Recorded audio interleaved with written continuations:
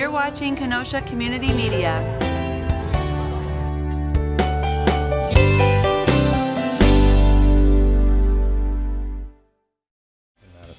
Well, I'll tell you, Jason, for me, either he wants to say something or eat something, one of the two. Take the opportunity to put our musical interest. Acting, dancing, and now singing a Grammy winner. After those movies, and particularly Night Shift, and we did Gung Ho. Really? Never knew that.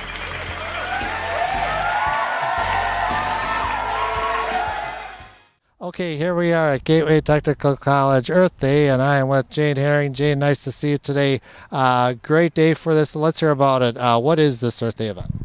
Well, Earth Day is really Gateway's celebration of the planet, and we work with a lot of the community organizations, the not-for-profits, Mahone Middle School, and we all come together to try to educate and help the public enjoy learning about the environment.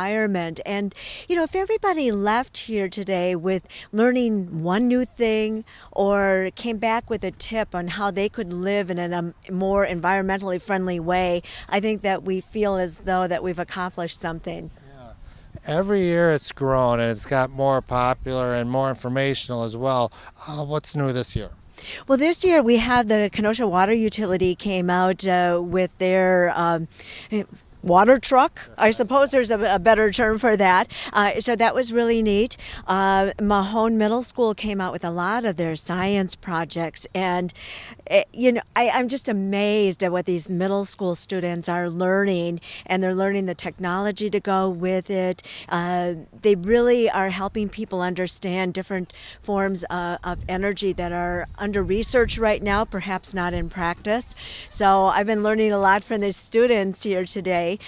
We had a Gateway alumni breakfast as part of Celebrate Earth Day. We always invite our former students to come back and see what else is new happening at Gateway. And our urban farm program continues to grow.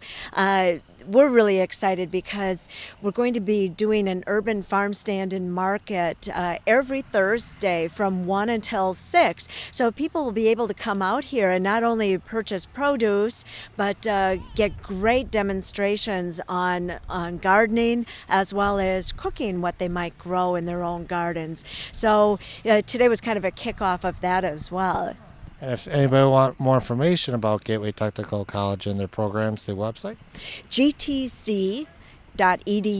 So Gateway Technical College, GTC.edu.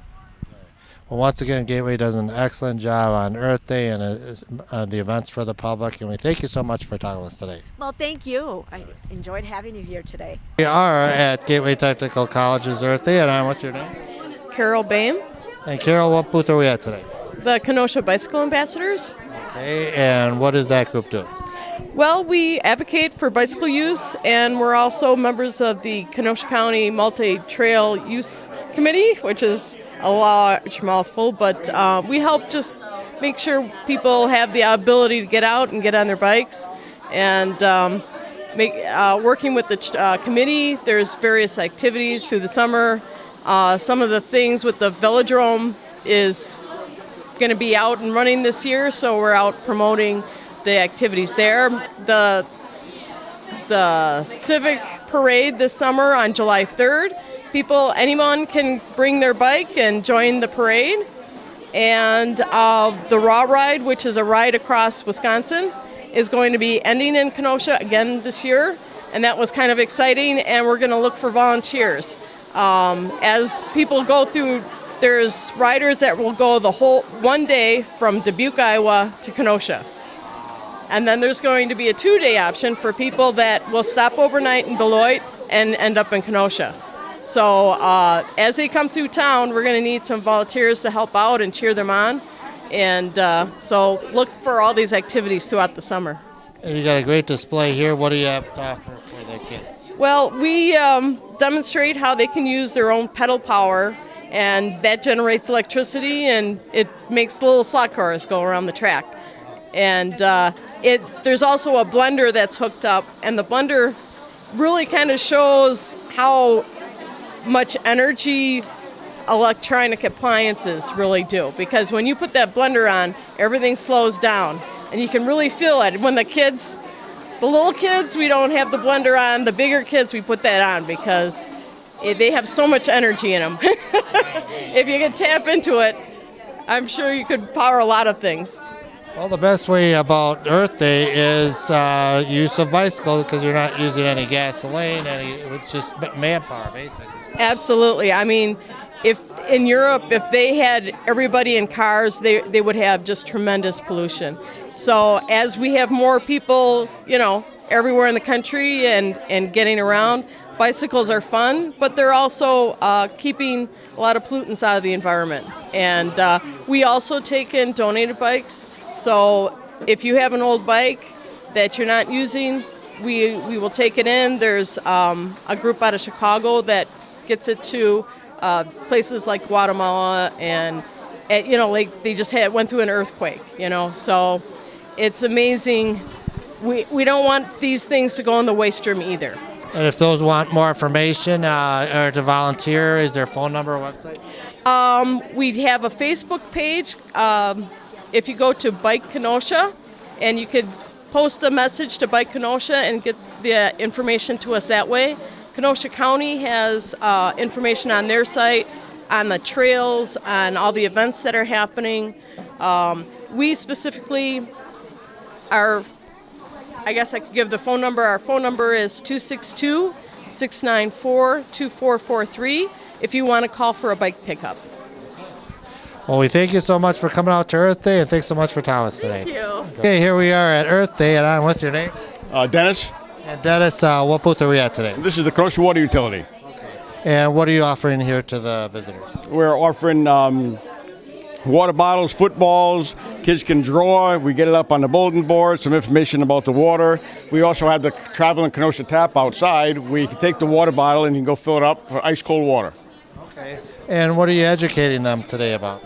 About the quality of water that we have is some of the best in the world anywhere around here, coming out of Lake Michigan through our filtration plant, down at the water treatment plant, down the Fredo Nelson building by the lighthouse. Our water is excellent.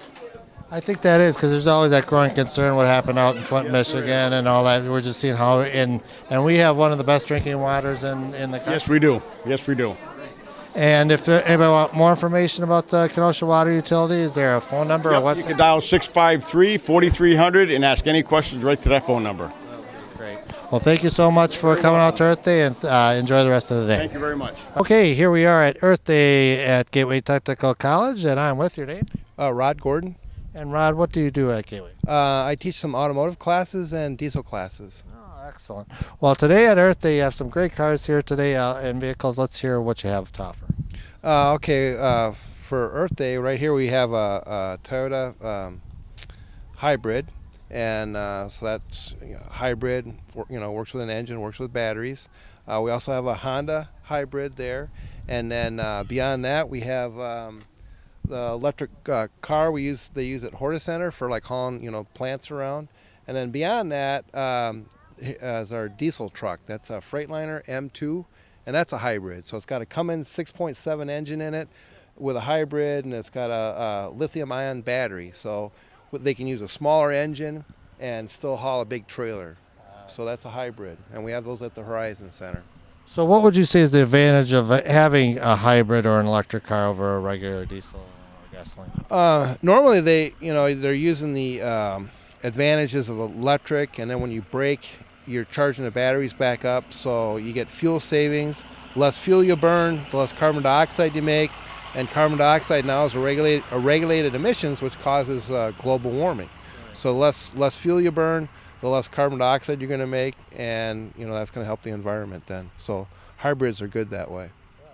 And it seems like more and more car companies are producing them. That's correct. Yeah, more and more companies are making them. At first, people were real worried about, well, what about in 5 years I got to replace the battery? Well, I've heard that some of the car places or car parts places around town, you can get a hybrid battery for a Prius for like $1,200. That's like nothing. But not very often that the batteries go bad. Some of the front end parts might wear a little bit more, but they're a good car. They're good on the environment. They get good mileage, so it's a good value. And as far as charging the cars, does it charge on its own, or do you plug it in to charge the batteries? How does that work? No, this one, it charges itself. So when the battery gets depleted, the engine starts up and then charges the batteries.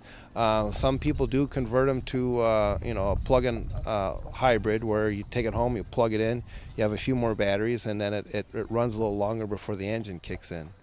Some people do that. This one is not a plug-in hybrid. Neither is this one or that one. Okay, great. And then so it's a hybrid. When the battery's done, then it kicks on into the regular engine. Is that how it works? Yeah, and then it runs on the engine, and the engine helps charges up the batteries then. But with a hybrid, when you get your vehicle up moving, and then when you slow down and use your brakes, then the generator kicks in and it helps charge the batteries, so you're not losing energy. Before, on a regular vehicle, when you hit the brakes, you're squeezing those brake pads, and then you're creating heat, and the heat just goes, it's wasted. Where now you're putting the power back into the battery, and then it can use it to go back again. So you're recycling the energy. For more information, just log on to the Gateway website. Yes, you can log on to the Gateway website. If you'd like, you can come out to the Horizon Center, which is at the Kenosha Airport. You can check in with the secretary there, Jody. She can give you information. If you'd ever like to come in and sit on one of our classes, you're more than welcome. You can come in for tours. Just stop on by, drop off your name. We'll set up a time with you. All right. Well, thank you so much for coming out to the Gateway for Earth Day. It's a great event. Lots of people here today, and thank you so much for talking to us today. Yeah, thank you. Okay, here we are at Gateway Technical College, Earth Day today, and I'm with your name. Stephanie Skilba. And Stephanie, what area are we standing in today? We are currently in the Center for Sustainable Living. Okay. And what goes on in here? So the Center for Sustainable Living really has three purposes. And the first purpose, it's a living and learning lab for our staff and our students here at the college.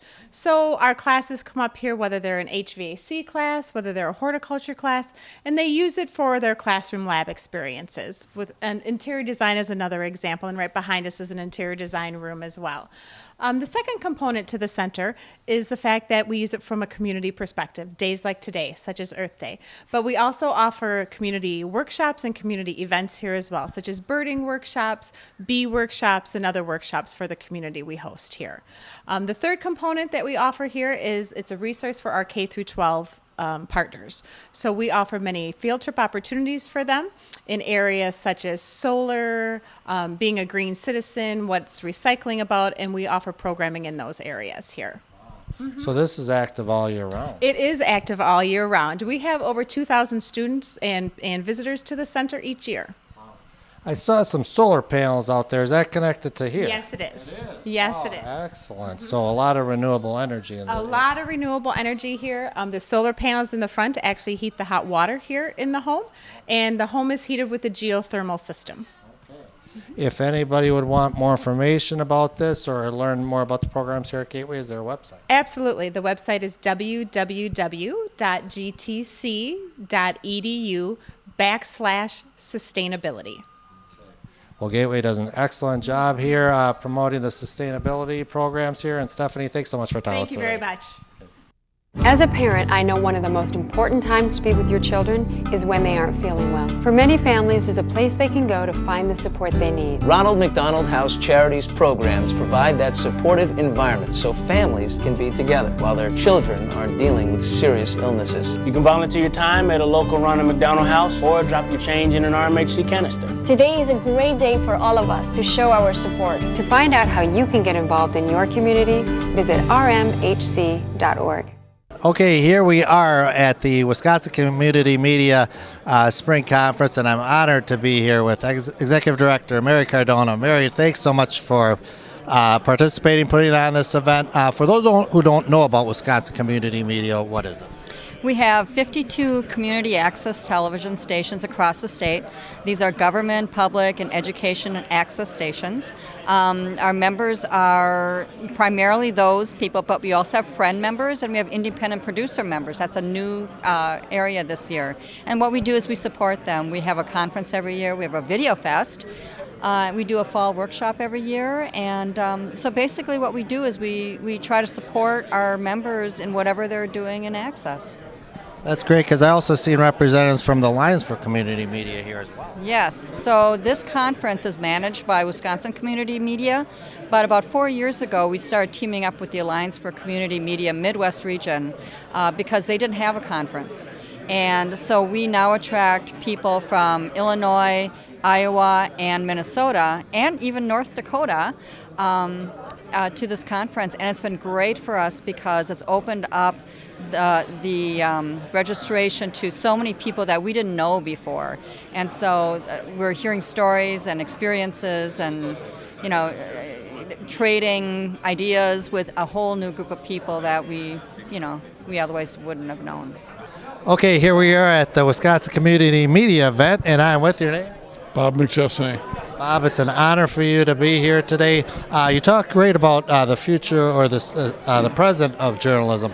What do you feel is the present of journalism? Well, collapse. I mean, the commercial journalism system in the United States is in free-fall collapse. The business model that has supported it for over 100 years, which is advertising, is abandoning it for logical reason. Advertisers now have better ways to spend their money than supporting news media, and they're doing so. Online, they can get their target audience much more efficiently and effectively by just zeroing in on the people they actually want to hit, not just buying an ad in news media and hope their target audience goes to it. And as a result, we have far fewer working journalists today than we did 25 years ago, and far fewer newsrooms that are actually competing to cover their communities. What do you think the long-lasting damaging effects of journalism, the lack of it? Well, this is a core premise of democratic theory and history. If you don't have a healthy journalism, you can't have a self-governing society, you can't have your freedoms. People who started the United States were well aware of this. In fact, Jefferson and Madison wrote at length about the singular importance of having a strong, credible journalism to have the United States function as a free country. And if you lose it, you can't. They say it just doesn't happen. We're out of luck. And we're in that zone now where our governing system is working increasingly for elites behind closed doors. And journalism is supposed to open those doors and let everyone see what's going on and walk through the doors and participate.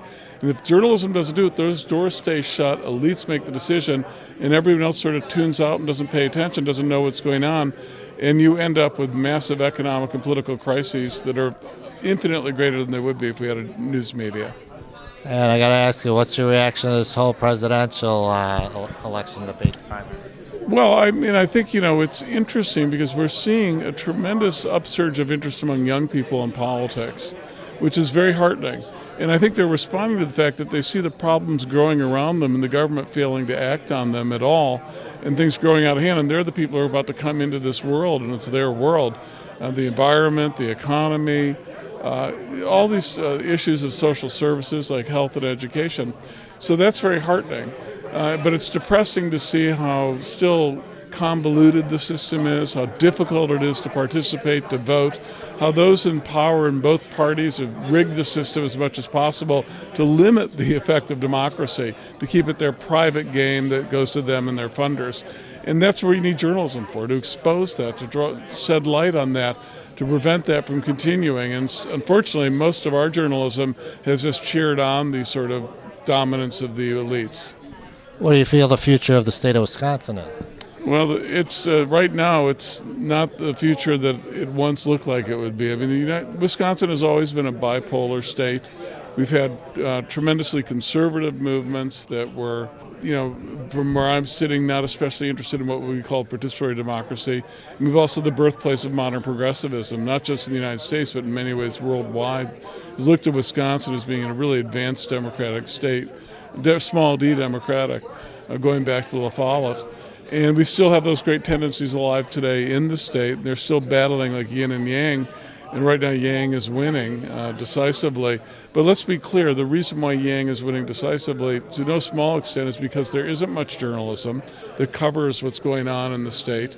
Wealthy interests buying elections with enormous advertising campaigns that gets little coverage, and there's not much journalism to counter it. And there's relatively low voter turnouts in most of our elections. Wisconsin used to be a state that had voter turnout that was the envy of the rest of the country. I'm not so sure that's the case today. And if it is the case today, it says more about the rest of the country than it does about Wisconsin. You are a great author. What are you working on now, or what can we? Well, John Nichols and I just had a new book come out just a few weeks ago called People Get Ready, The Fight Against a Jobless Economy and a Citizenless Democracy.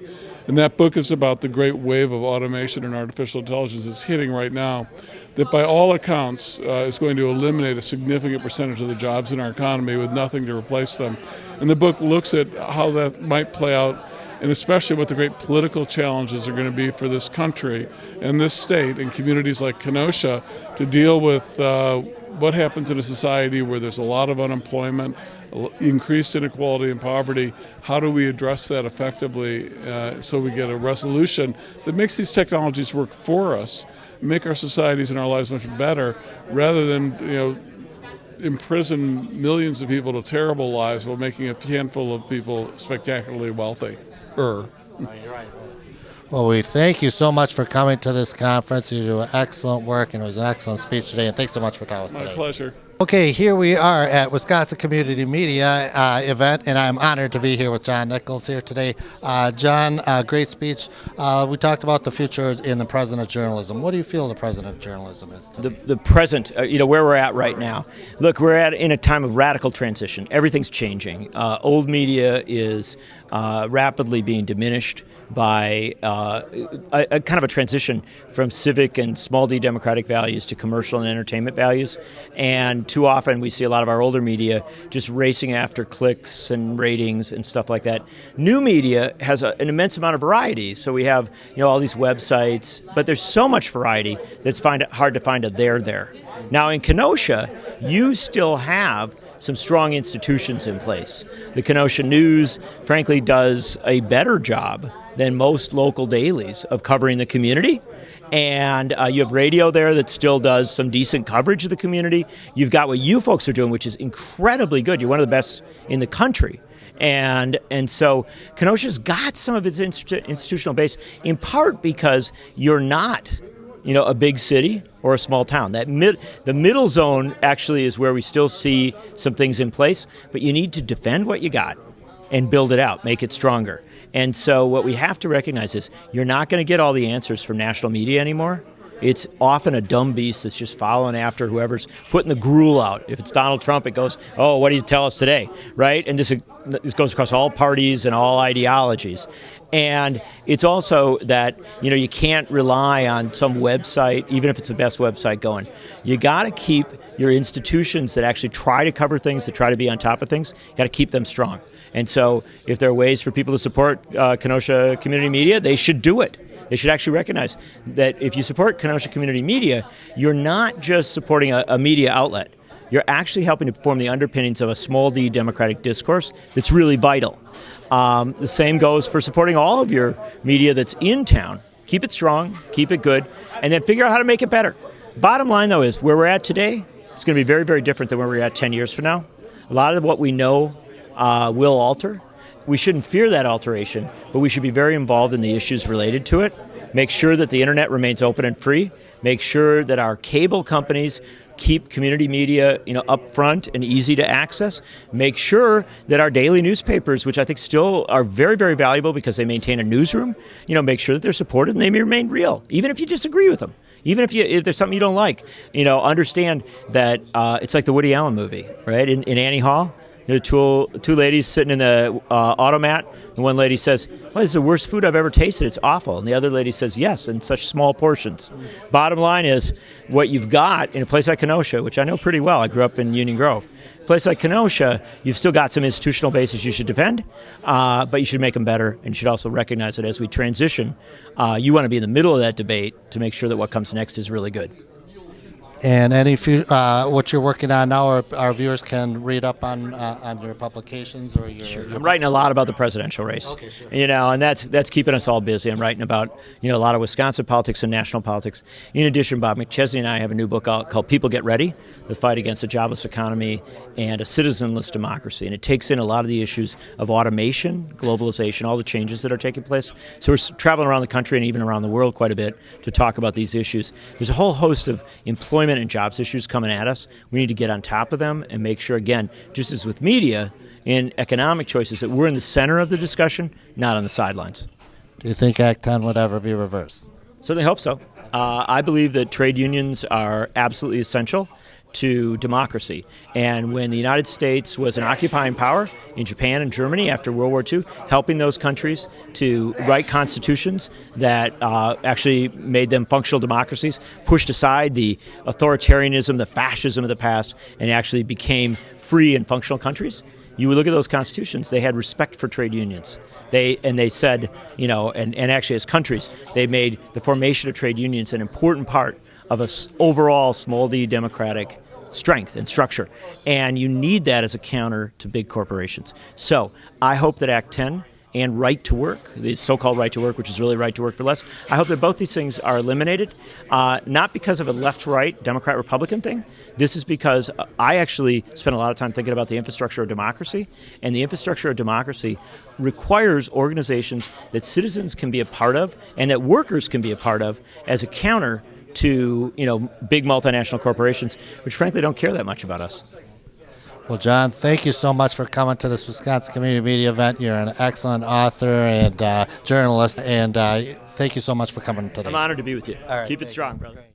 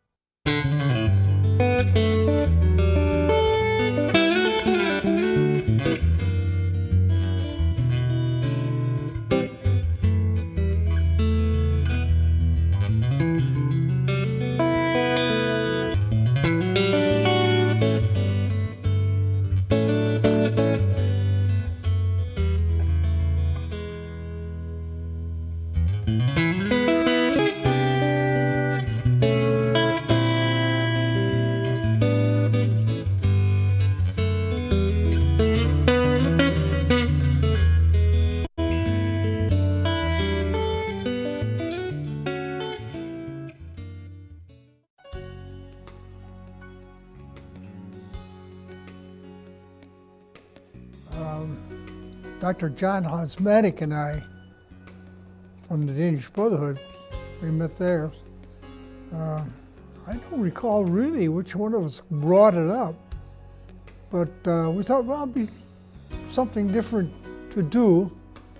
We're both interested in history, so we talked it over and then decided to take the course here at Channel, at that time, 21.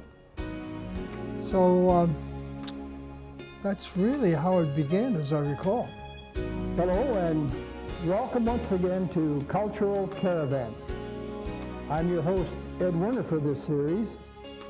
I think we started out with Cultural Caravan, where we started to do the history of Kenosha County, and a few more things like that. And then we're into what we call Reflections, where we started to interview prominent Kenoshans, going over the backgrounds. Good evening and welcome again to Reflections.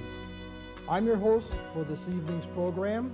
I'm Ed Werner, and we'll be talking this evening to Mr. John Sullivan, an old-timer in Kenosha aviation. Yeah, the Yule House, that was great. There's so many artifacts and so many things to talk about. It was really enjoyable. But I was down in the basement.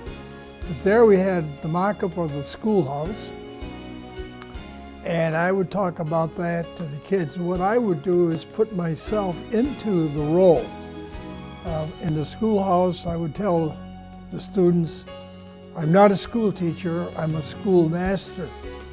And then we move into the old house part of it, the log cabin, more or less.